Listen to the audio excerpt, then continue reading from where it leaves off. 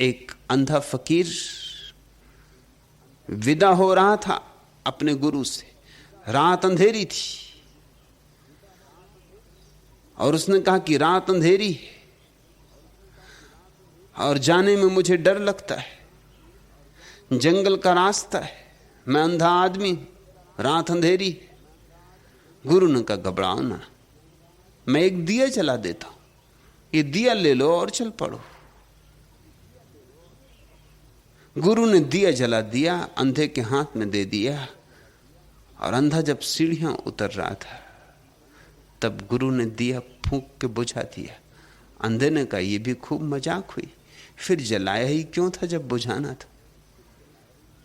गुरु ने कहा तुम्हें याद दिलाने को, मेरा जलाया हुआ दिया बाहर के अंधेरे में तो काम आ जाएगा, मगर बाहर के अंधेरे को तोड़ना न तोड़ना सब बराबर है। भीतर के अंधेरे को तोड़ने में मेरा जलाया दिया काम नहीं आएगा। और खतरे वहां हैं, बाहर क्या खतरा है?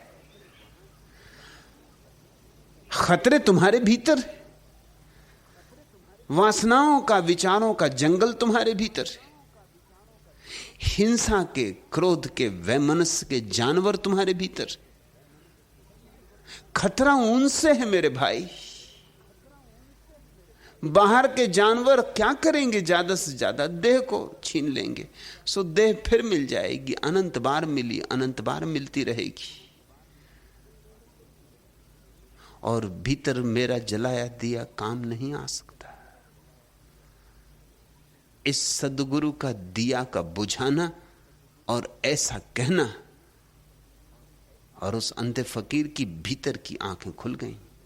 वो हंसा, झुका, चरण छुए और उसने कहा आपने भी खूब समय पर मुझे जगाया। रात कट गई, सुबह हो गई, अब मैं निश्चिंत जाता हूं। अब न मेरी मृत्यु है, अब न मेरा अंत है, अब न कोई भय, अब न कोई जंगल है। एक शराबी एक रात लौटा। जब गया था शराब घर तो लालटेन लेके गया था, इस डर से कि लौटते लौटते देर हो जाएगी और अंधेरी रात है। जब लौट रहा तो अपनी लालटेन उठाई और चल पड़ा।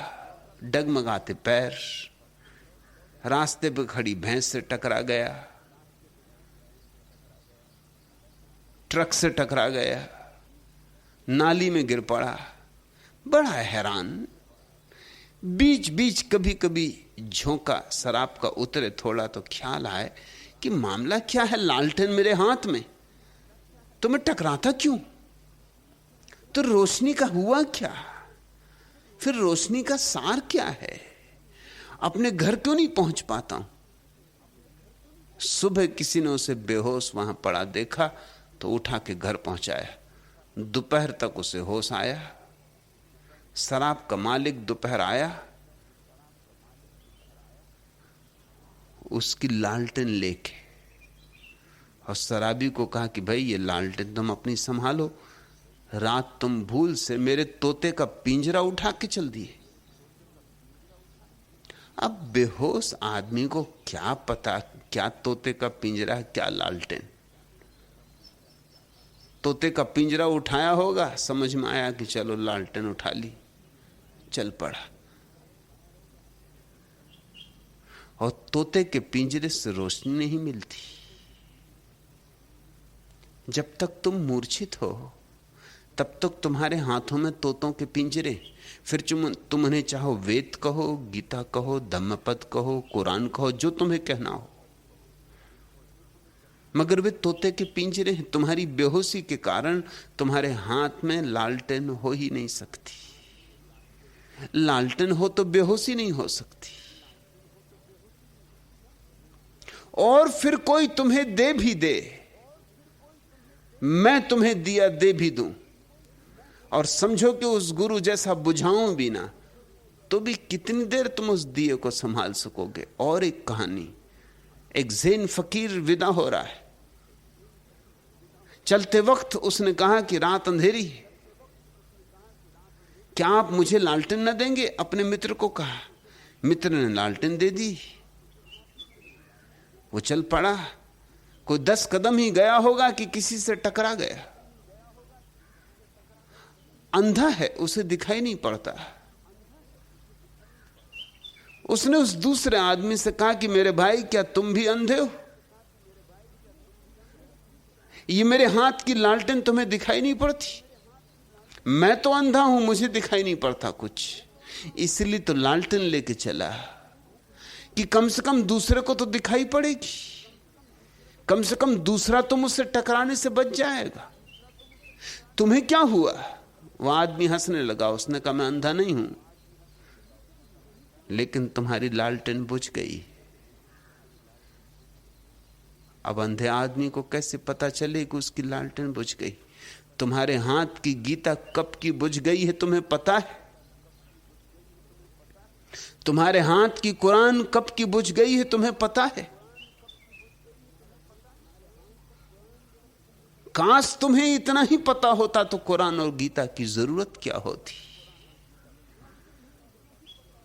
तुम्हारे भीतर का दिया ही नहीं जल रहा है। मिट्टी की देह ये दिया है, इसमें प्रेम का रस अगर भरा हो तो तेल है। इसलिए मैं कहता हूं, रस में हो, रास में हो, नाचो, गाओ, उत्सव मनाओ, क्योंकि ऐसे ही तुम्हारे पोर पोर से रस झरेगा और तुम्हारा दिया तेल से भर जाएगा। और फिर तुमसे कहता हूं कि ध्यान में चकमक को रगड़ो,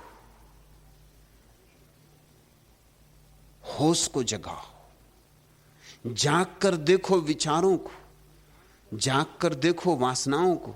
छोड़ने को तो मैं कहते ही नहीं। जो तुमसे छोड़ने को कहे समझना कि तुम जैसा ही अंधा है। अंधेरे को कोई छोड़ने को कहे तो समझ लेना कि अंधा है। अंधेरा छोड़ा नहीं जाता, बस दिया जल जाए अंधेरा छूट जाता है। इसलिए मैं तुमसे त्याग करने को नहीं कहता, त्याग होना चाहिए, अपने से होना चाहिए, होगा ही, अनिवार्य है, अपरिहार्य है। एक बार तुम्हारे भीतर बोध जग जाए, त्याग तो होगा ही। बोध जग जाने पर कौन कंकड़ पत्थरों को पकड़े बैठा रहेगा? बोध जग जाने पर कौन कचरे को इकट्ठा करेगा?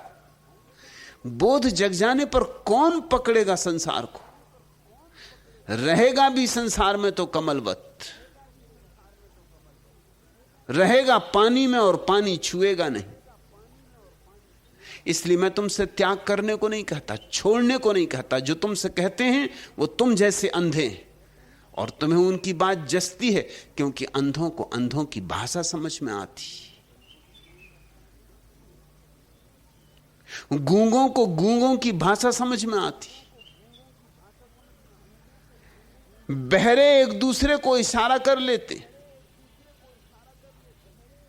कठिनाई तो तब होती जब आंख वाला तुम्हारे बीच होता है, क्योंकि वो कुछ और भाषा बोलता है, किसी और लोग की भाषा बोलता है।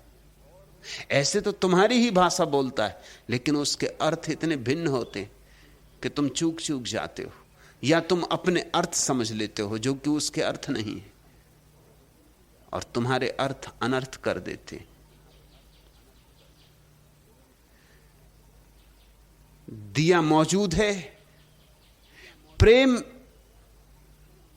तुम्हारे रोए रोए में भरा है, लेकिन सदियों से धर्म तुम्हें प्रेम के विपरीत सिखा रहे हैं, प्रेम का शत्रु बना रहे हैं। सदियों से धर्मों ने जीवन का विरोध किया है, निषेध किया है। उन्होंने तुम्हारे प्रेम के स्रोत अवरुद्ध कर दिए।